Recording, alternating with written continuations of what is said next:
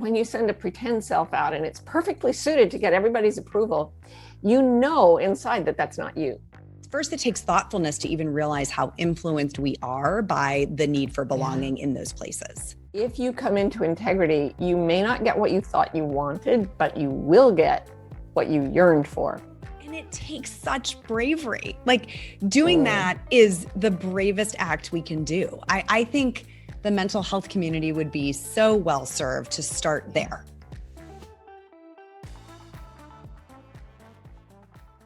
This is episode 195 of the Brilliant Balance podcast. And boy, do I have a treat for you today. I am interviewing the incredible Martha Beck. And when I first learned about Martha Beck was back when she was a guest on the Oprah show. So if you are sitting there scratching your head going, where do I know her from? That is very likely where you know her from. She is a life coach who Oprah brought onto the show a number of years ago, and she became a regular, had regular appearances on the show.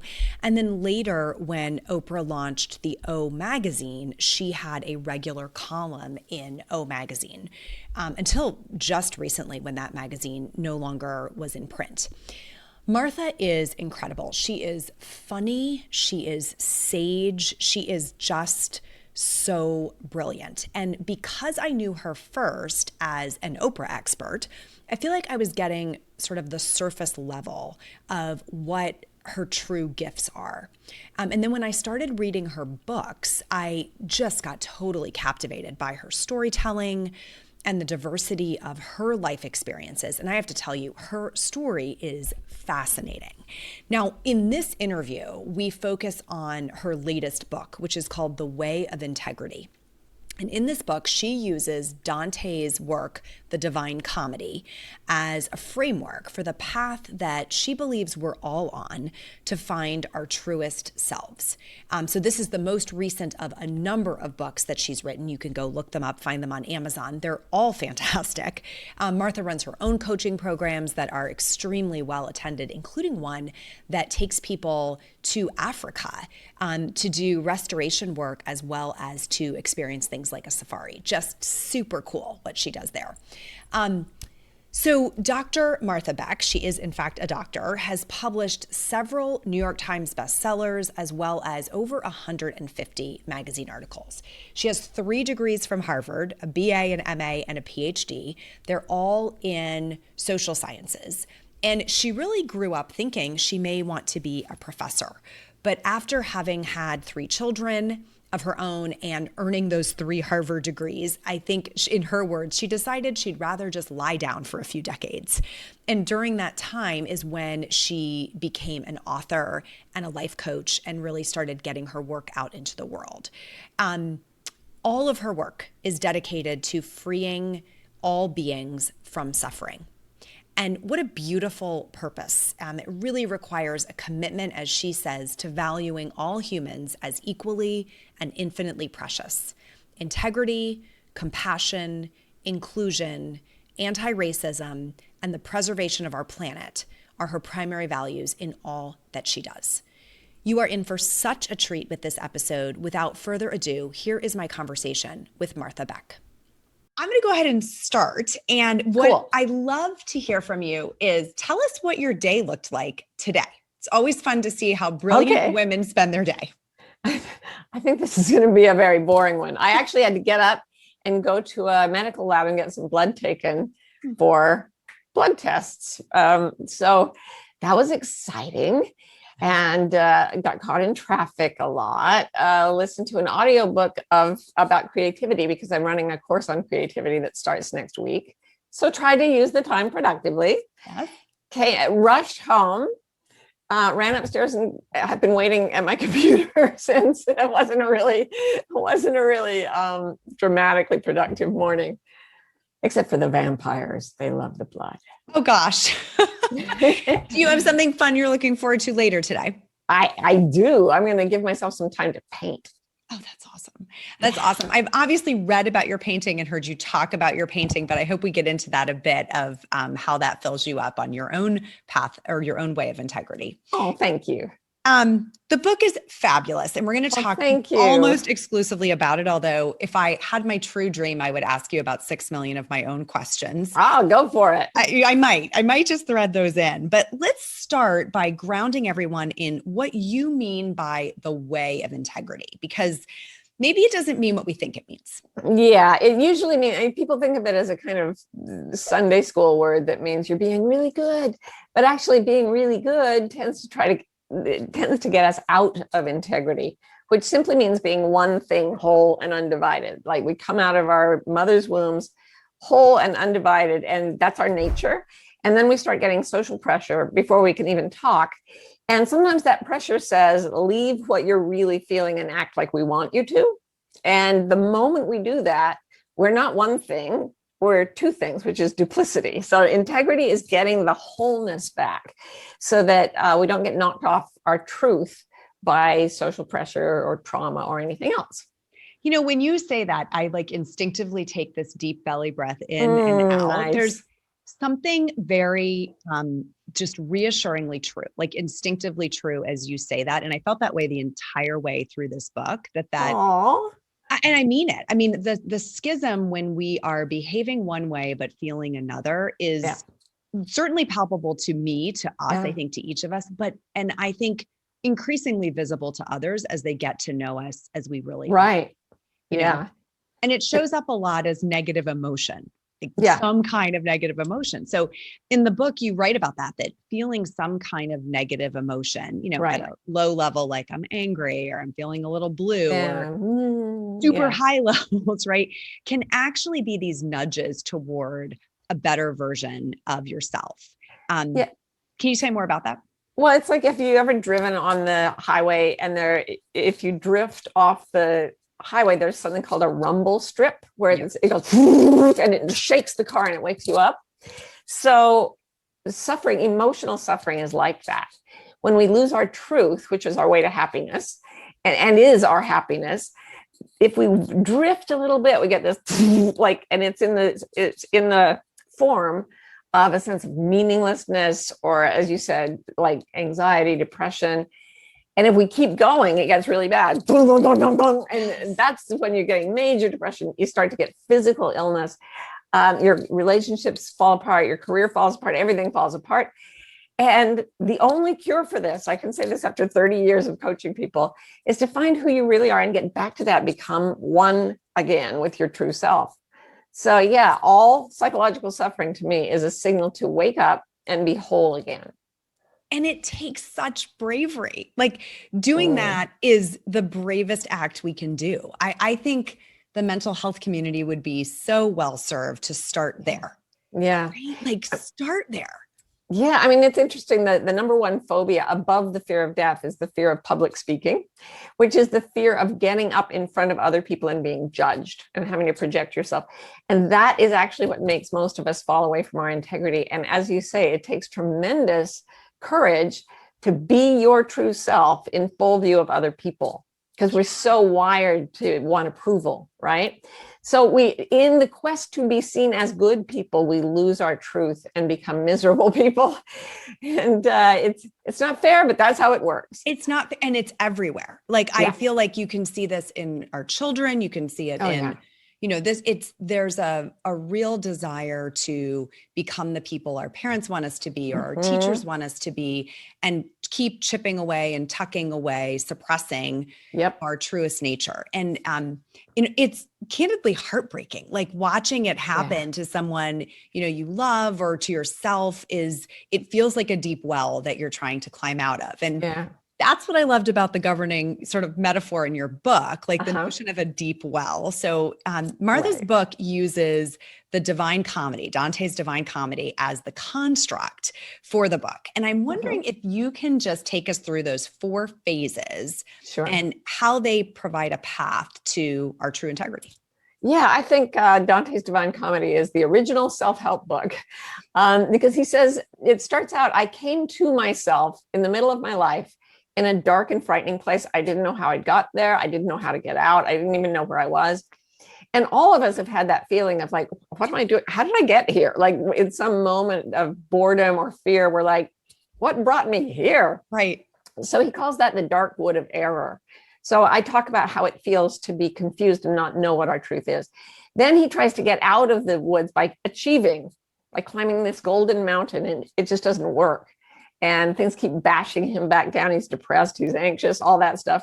And then he meets a guide who says, you have to go to get out of this place. You have to go through the inferno. So then we're in Dante's famous inferno, which is a pit, as you said, right.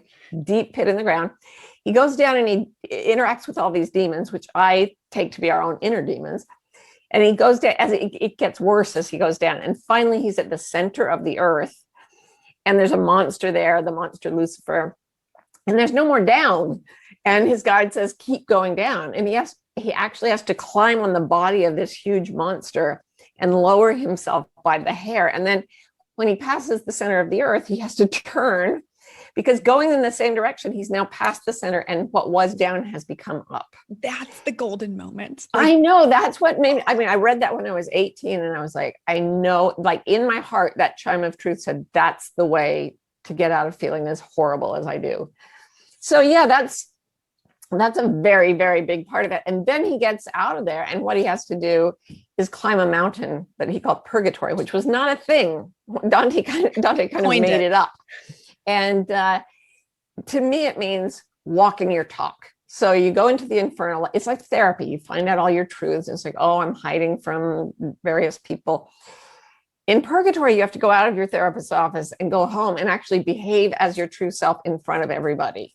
And that most people have that's where you need your courage. Well, you need your courage all the way through. But if you get to the top and you really are in perfect harmony with yourself, and everything you do and say is resonant with the chime of truth inside you, you enter paradise. And that's a place where the world is magical and full of love and joy and aliveness.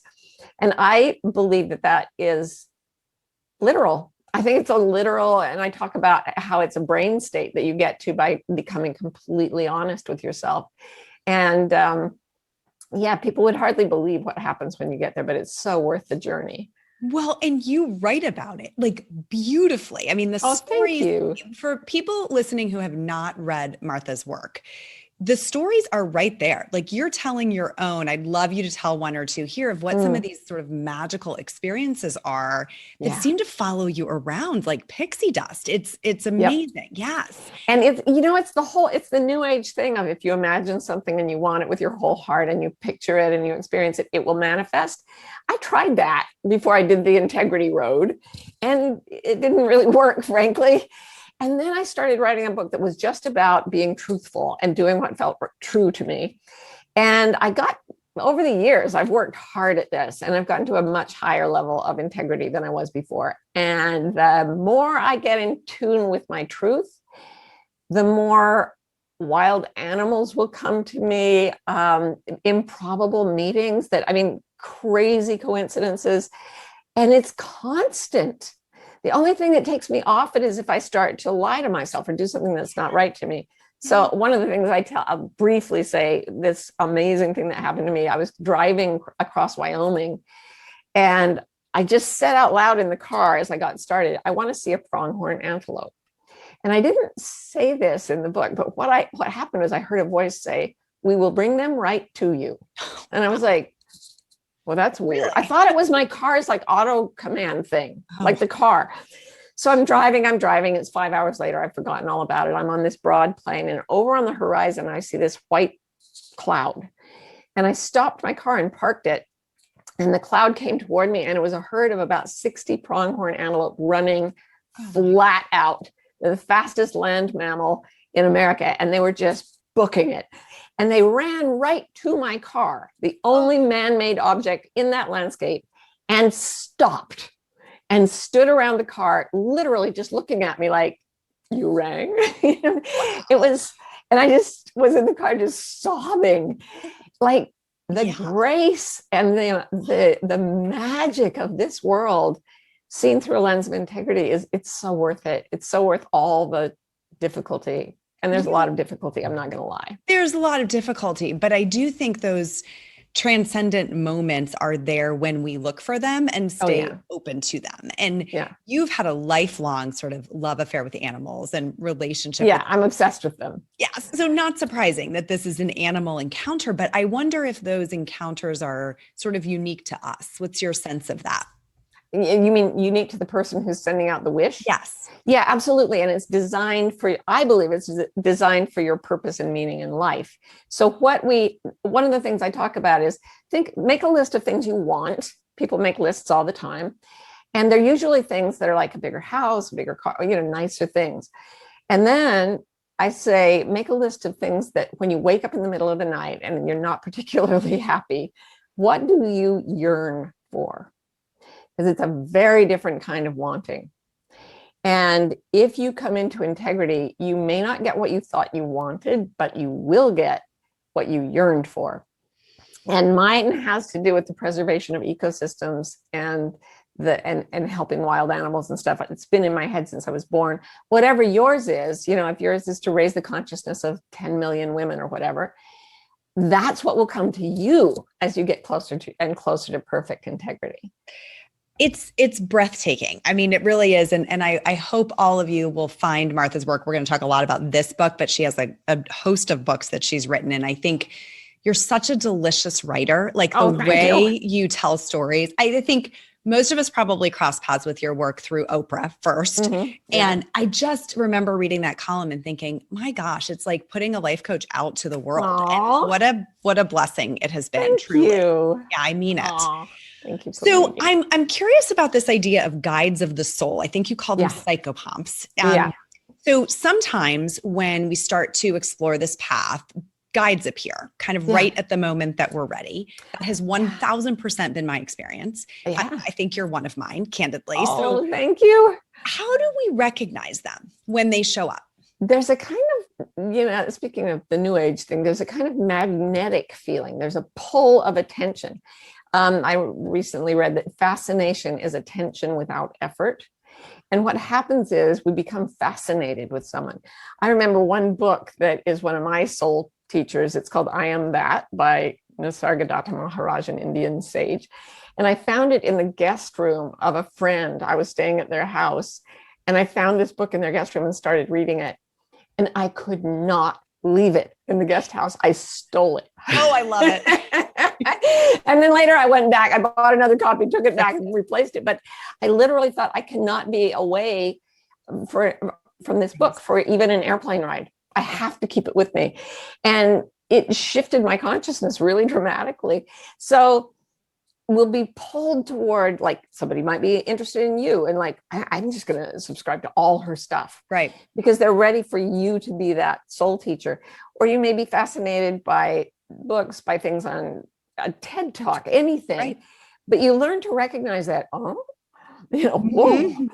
And when you're deep down and asking for help, keep your attention really wide open because they are going to show up for you. You just have to notice what you notice.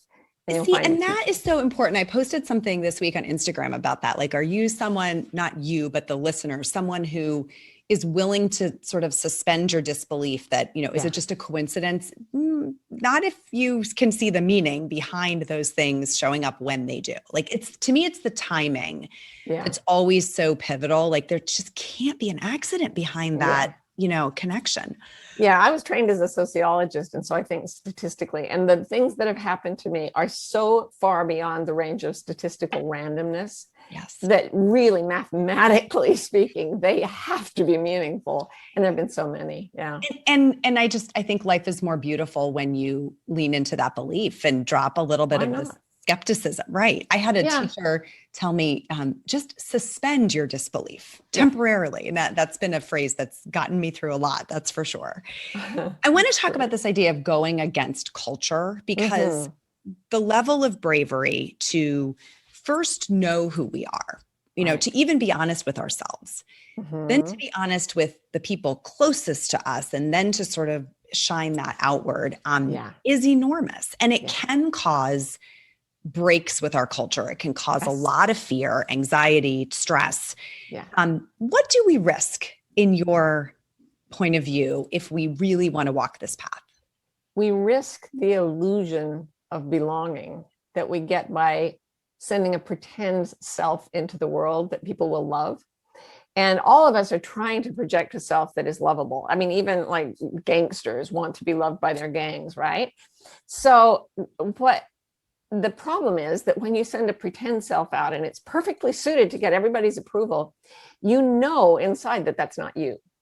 Right. And so you get the imposter syndrome. They love me, but if they really knew me, they wouldn't love me. So then if you go out as your real self, guess what? They're all in a culture that forbids the way you're behaving, or at least doesn't see it as such a fabulous thing. Mm-hmm. And you do risk, there's a guy named Mario Martinez, who's an anthropologist, who calls it tribal shaming.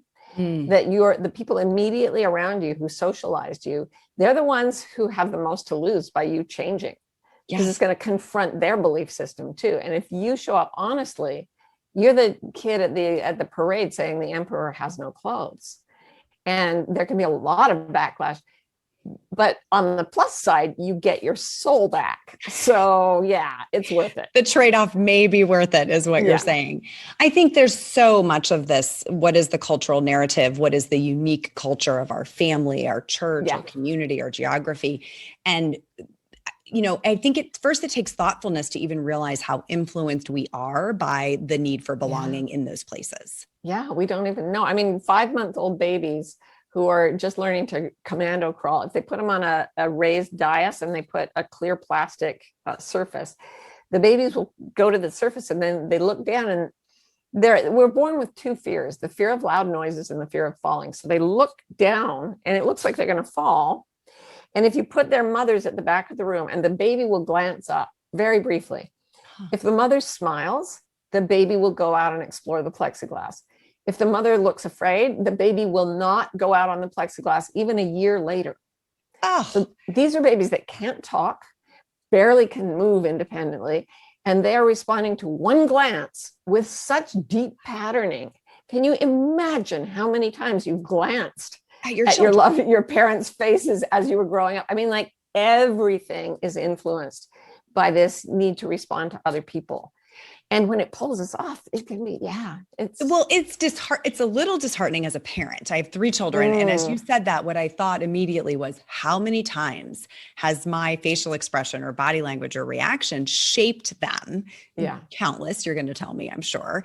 And, what do we do about that as parents?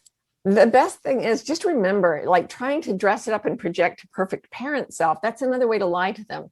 And the thing is, I just interviewed Jill Bolte Taylor, who's a brain scientist who had a stroke on her left hemisphere. And she had no language and no ability to recognize people until her brain came back online, but she could feel their energy and she could respond to them non-verbally. Babies feel our energy, and they're incredibly susceptible to all children do. And they're susceptible to the feeling of being lied to versus someone telling them the truth. So when you present a false perfect parent facade, what they feel is it's not okay to be who you really are. So you got to learn this game and learn to play it. And, so we can all be pretend selves and like each other. And if you just sit down with your kids at any stage and say, you know what, I was really messed up when I did that. My true feelings are this, and this. And the kids will just go, oh, thank God. They're back in sanity when you just tell them the truth. I have to take a breath on that. That is beautiful. And what it feels like to me is second and third and fifth and 10th chances, that you get this opportunity to just keep rebuilding. I love Jill Bolte Taylor's work. I heard your interview with her, and we have her quote hanging in our office. Oh, yeah? Please protect the energy you bring into this space. I love that. Just the first time I heard that quote, I thought, that's it. It's when you can feel it before anyone has spoken. What's the energy? And, teenagers are very susceptible. I mean, they can still feel energy. They're not patterned out of it, but they're also developing moral reasoning. And the combination of starting to get a moral sense of what's right and wrong, plus the sense that nobody's telling them the truth, makes adolescents really frightened. And they really act out at that point. And what they want is honesty from us, and for us to live honest lives. Yes. And if you do that, your kids will come right around. They will. It's amazing.